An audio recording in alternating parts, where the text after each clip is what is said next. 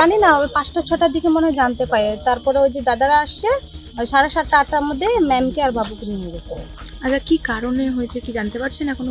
না, ওই যে পাশে ডাক্তার তো বলছে বলে এই যে কার্বন ডাইঅক্সাইড যে কয়লা জ্বালাইছে না, কার্বন ডাইঅক্সাইডের জন্য হচ্ছে। আর কালকে কেএফসি থেকে বলে কিছু নিয়ে আসছে, ওইটা খাইছে হয়তো, ওটার জন্য ওই ফুড পয়জন হতে পারে। মানে এই আগুন ঠাগুন ধরানো? না, আগুন কিছু জ্বালিনি। হ্যাঁ, মানে কয়লা কি ঘরে রোজই জ্বালাতো না কালকেই জ্বালিয়েছিল? না, রোজই জ্বালাইতো না, মাঝে মাঝে মানে একটু জ্বালাইতো আধা ঘন্টার মতো, তারপরে বের করে দিত।